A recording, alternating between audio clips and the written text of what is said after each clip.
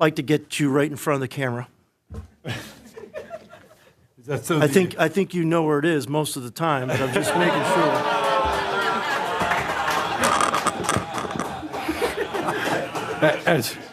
As every great Marine would tell you, we did it in Iwo Jima, and we will do it everywhere that we go. We have our own. The Marine Corps issues you a camera crew. Isn't that correct, Representative Wheatley? We do. We get it from the time you make PFC on. And Representative Byford, just remember that there are 2 Marines in this room that make sure that there's still a chairman here by the time we're done. Yeah, and I know which one I'm sitting next to. Trust me. Yes, sir. Yes, sir. And that's right. Yeah, and at my age, I'll just be thankful I make it through this hearing. It's so nice to be abused. I think there's an elder abuse statute somewhere in this thing. Right. I'll work on that. Good. What's going on here this morning? I feel like I'm at a family reunion. Anyway, on House Bill 17, this is an extremely important bill in my mind. What it does is it provides for a 10-year statute of limitations. It's been in a work in progress for about 2 years. We had a draft of a similar bill of this 2 years ago, and this bill is now coming up to provide that 10-year statute. What it does is it gives on both the corporate and the individual side, that statute allows the Department of Revenue. I want to thank the Department of Revenue for cooperating with us in some of the meetings. We still have a couple of bugs to iron out. We're meeting with them again on Thursday with some of the stakeholders. I want to thank the PICPA as well for this.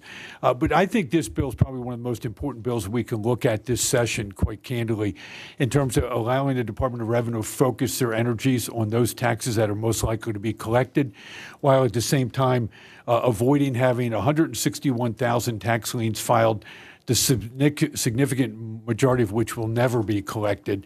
And the Department of Revenue, in a meeting that we had with them last week, pretty much admitted that. So I'm asking for that. We do have a couple of amendments here that I'm prepared to discuss at any point in time as well.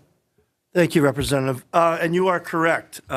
Before we move on to the bill, we do have 2 amendments. The first amendment being yours, A01392 by Representative Ryan. Representative, do you want to explain your amendment? I do. And this amendment, what's particularly helpful in this particular one is it provides for expanding the tax side up to include the corporate side and some of the additional taxes. It does carve out certain taxes that are not like, such as trust fund taxes would not be subject to statute of limitations. And that's appropriate.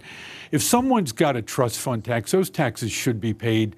Let me give you an example of what a trust fund tax would be. That would be a sales tax. And there should not be a statute of limitation on that, so that's excluded from it. We did work with the Department of Revenue on crafting this language, and that part of it went fairly smoothly. We all agreed with that.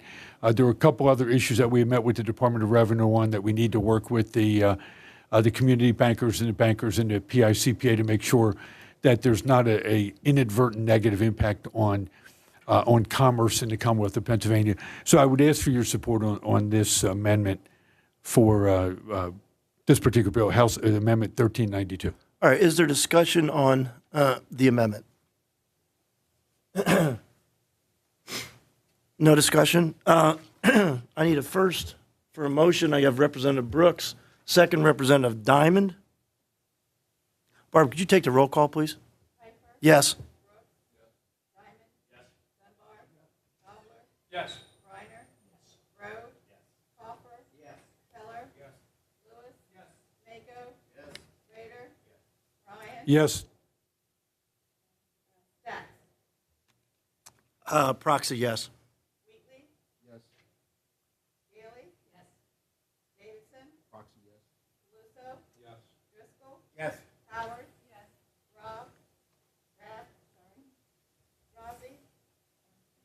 Sims. Proxy, yes. Webster. Yes. Thank you. Motion for your amendment passes. There is a second amendment by Representative Wheatley. Would the chairman like to discuss it? Okay, we're going to call on Executive Director Mark Foreman. Thank you, Chairman.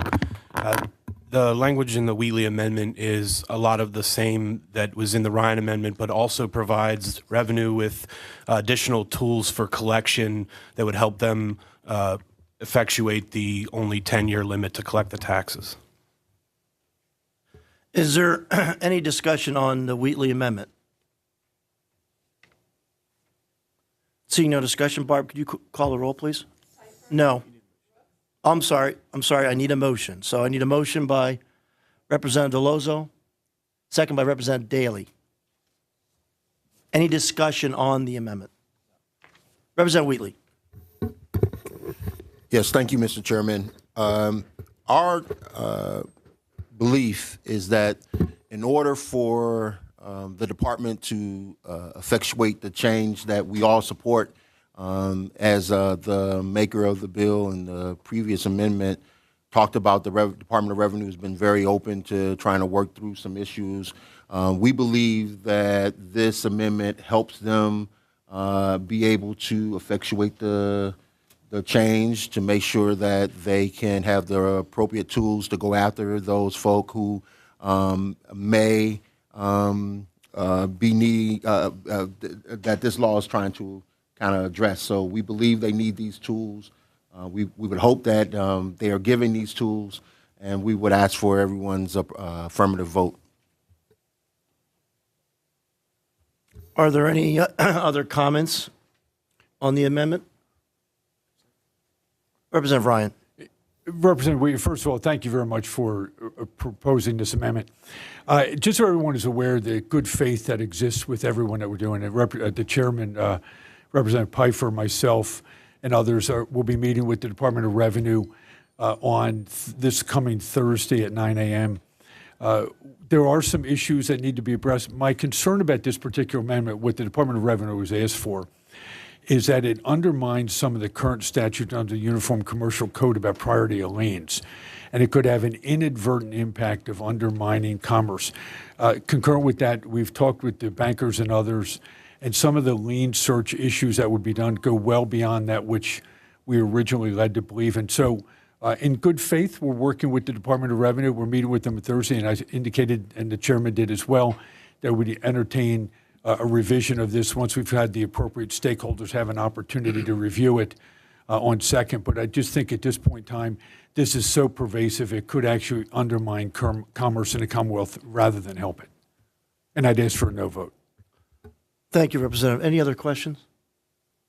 All right, we do have a motion and we have a second. Barb, can you take the roll? No.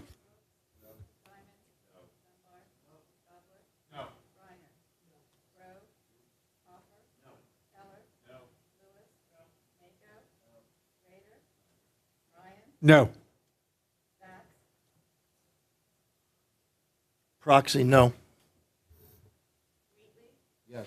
Davidson, Proxy, yes. Deloso, Driscoll, Howard, Rabb, Sims, Proxy, yes. Webster.